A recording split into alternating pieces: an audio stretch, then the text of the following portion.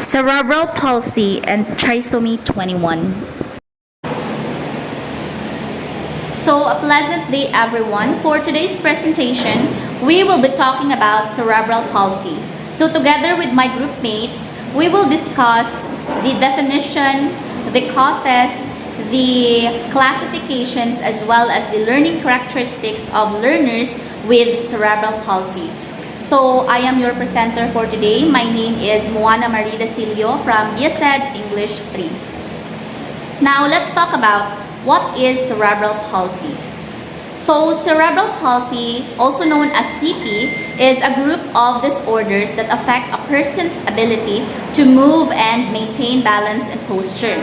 So, it is the most common motor disability in childhood. Now, cerebral means having to do with the brain, while palsy means weakness or problems with using the muscles. So, CP or cerebral palsy is caused by abnormal brain development or damage to the developing brain that affects a person's ability to control his or her muscles. So, this usually happens before a child is born, but it can occur at birth or in early infancy. So, in many cases, the cause of cerebral palsy is unknown. Now, as you can see in the illustration, cerebral palsy is made up of two terms. First is cerebral, which refers to the cerebrum, which is the affected area of the brain. And second is palsy, which refers to the brain injury that results to the disorder of movement.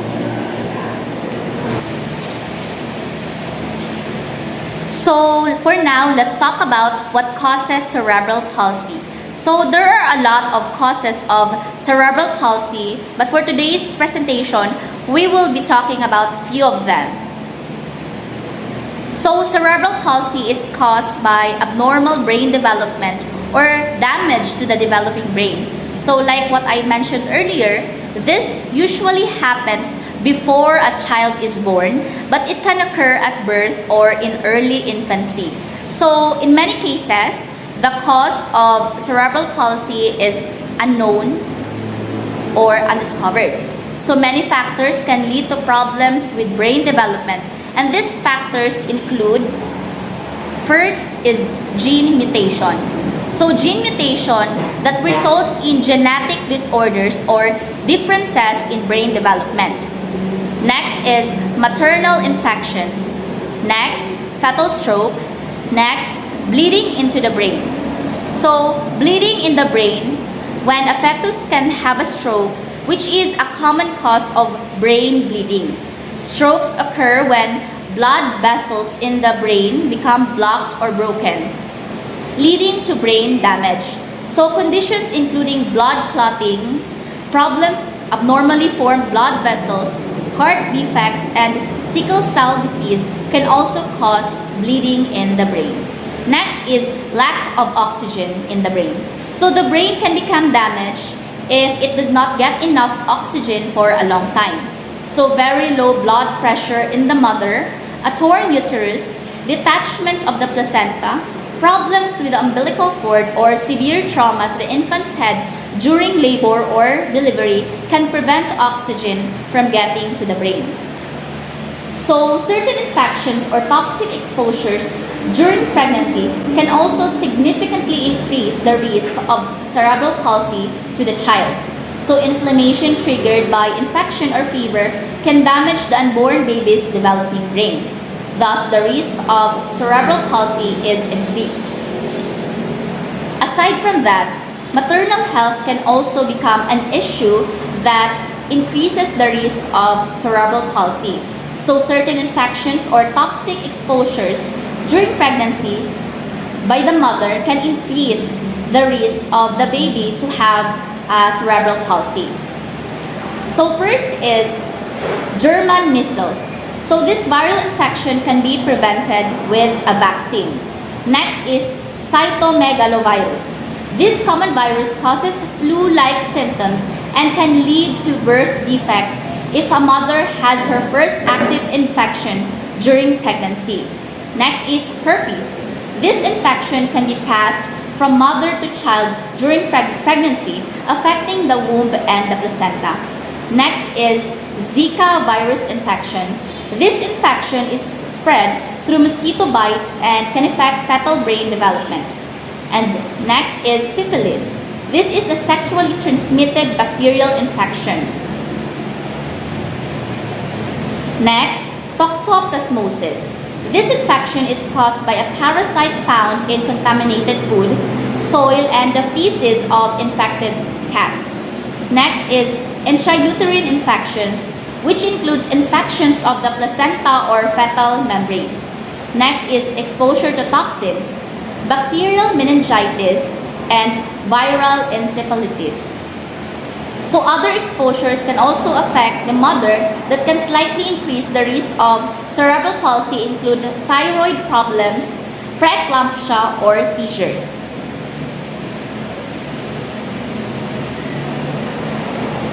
Aside from that, infant illness or the illness in a newborn baby that can greatly increase the risk of cerebral palsy include severe or untreated jaundice. So jaundice appears as a yellowing of the skin.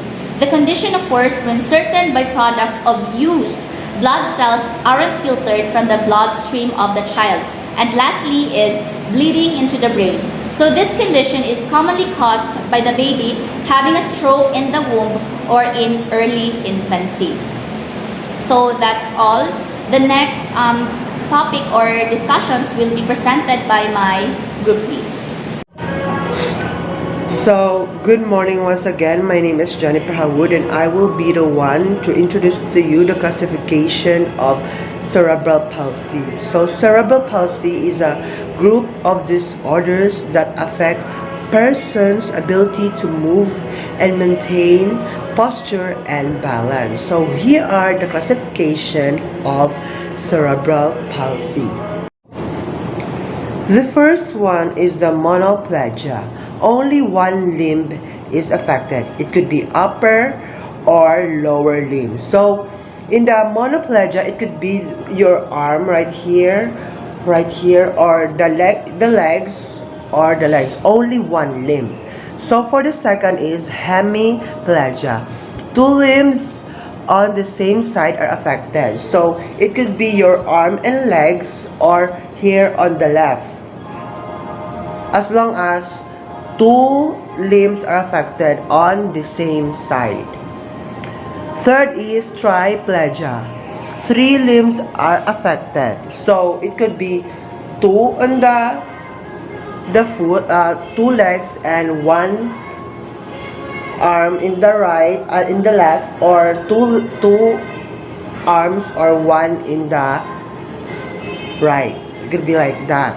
So the fourth one is the quadriplegia. All four limbs, both arms and legs are affected. Movement of tongue and face may also be impaired. So both limbs, both arms and legs are affected, and it could affect also the tongue and your face. It could be you cannot move your face, like you can not make an emotion to your face because it is affected by cerebral palsy, where you cannot move your body. Next is the diplegia.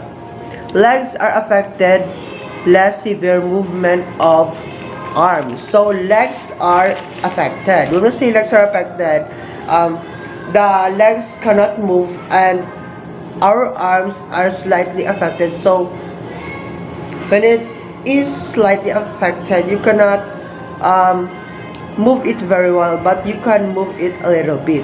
Next is double hemiplegia. Impairment primarily involves the arms, less severe movement of legs. So you cannot move your arms, but you can move your legs a little bit. So that's all for the classification of cerebral palsy. So let's move on to the next reporter.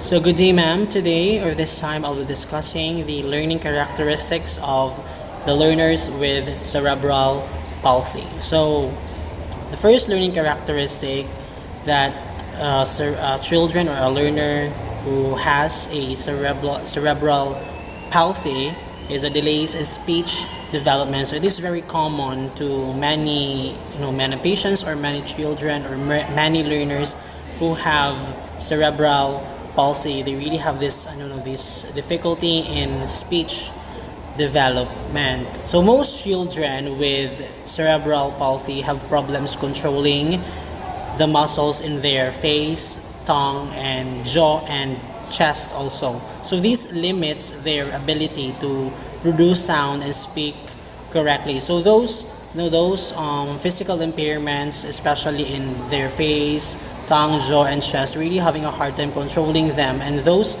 factors really affect their speaking ability or their speech development.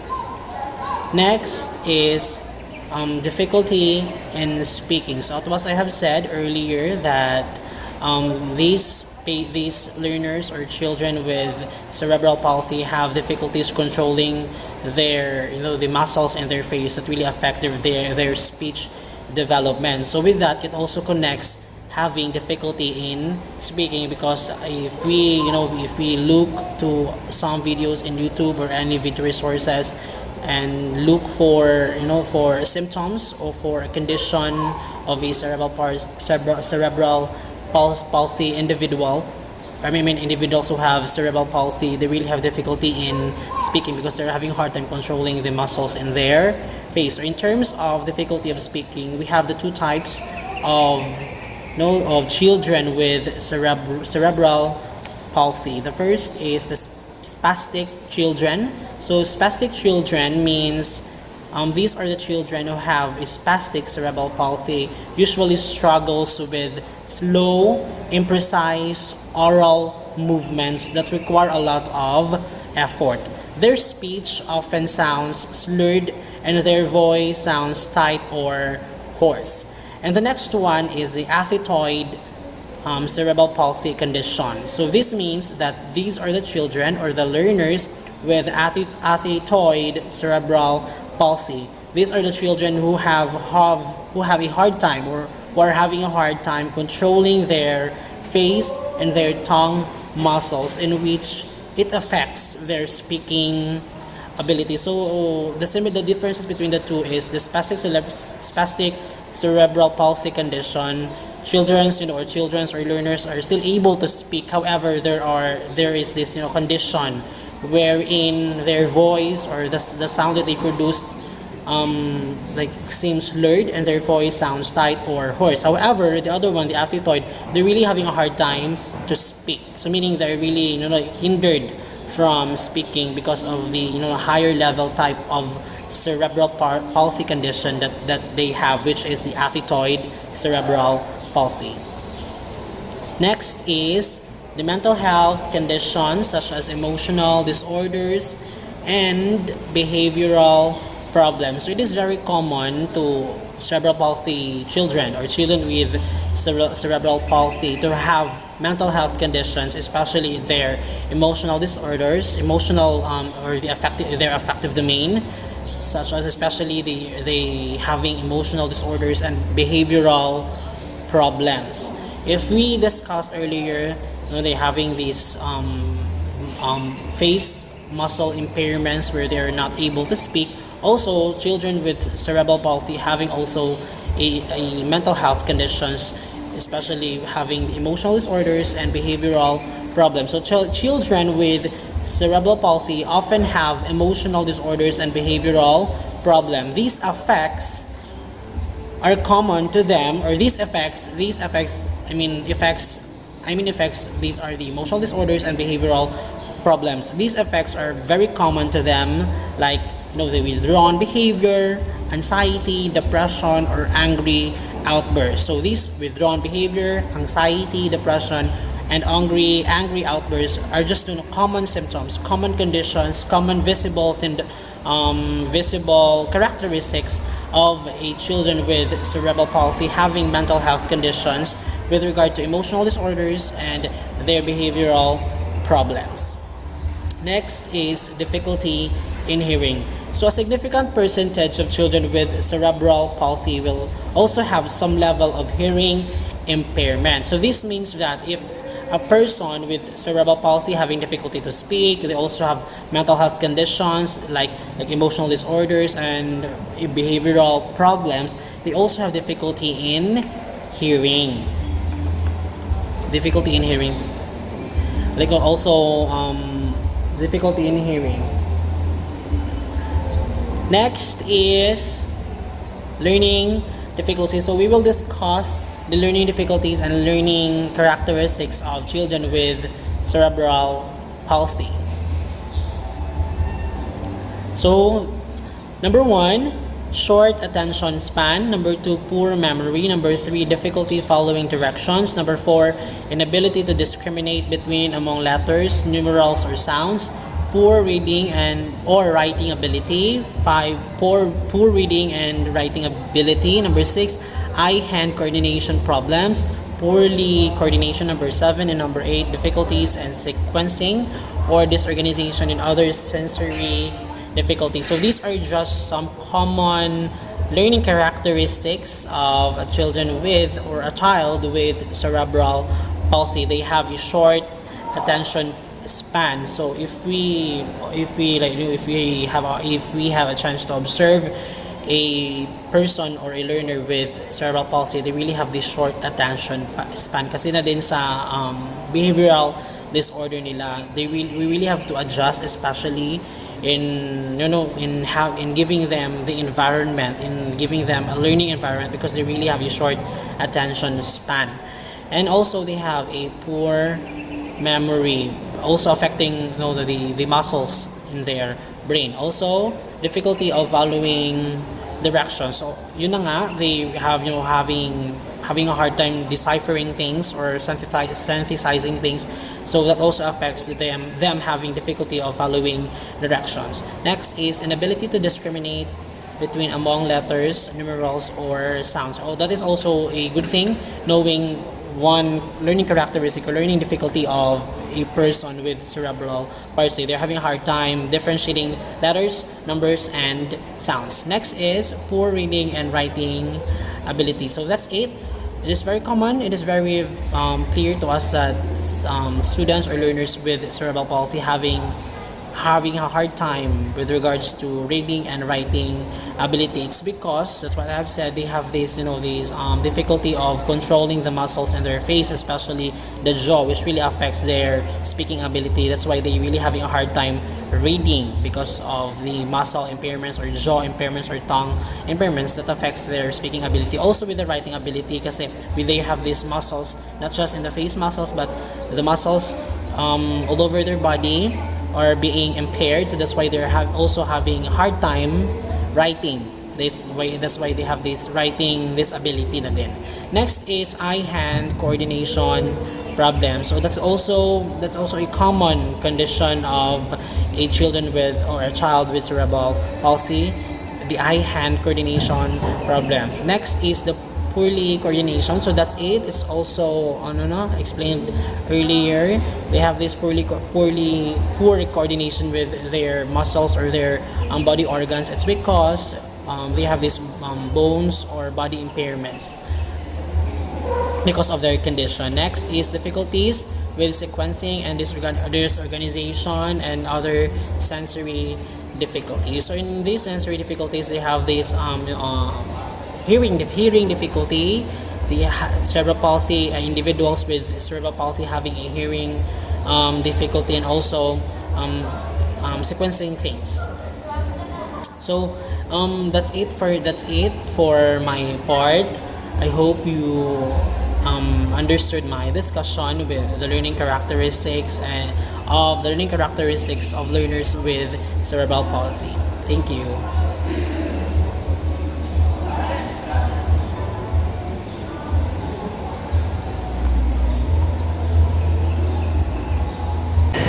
Now let's talk about trisomy 21, also known as Down syndrome.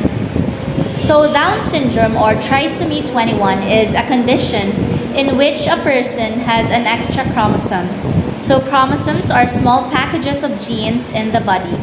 They determine how a baby's body form and functions as it grows during pregnancy and after birth. So typically, a baby is born with 46 chromosomes. Now, babies with Down syndromes have an extra copy of one of these chromosomes, the chromosome 21. A medical term for having an extra copy of a chromosome is trisomy. Down syndrome is also referred to as trisomy 21. Now, this extra copy changes how the baby's body and brain develop, which can cause both mental and physical challenges for the baby. Now, take note that even though people with Down syndrome might act and look similar, people with Down syndrome usually have an IQ in the to moderately low range and are slower to speak than other children. Now, there are some common physical features of children or individuals with Down syndrome. So these physical features include a flattened face, especially the bridge of the nose, almond-shaped eyes that slant up, a short neck, small ears, a tongue that tends to stick out of the mouth, tiny white spots on the iris of the eye, small hands and feet, a single line across the palm of the hand, the small pinky fingers that sometimes curve toward the thumb, poor muscle tone or loose joints, and shorter in height as children and adults.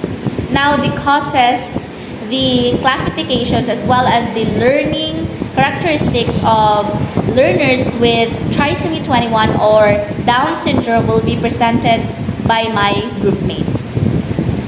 Trisomy 21 causes. The extra chromosomes 21 leads to the physical features and developmental challenges that can occur among people with Down syndrome.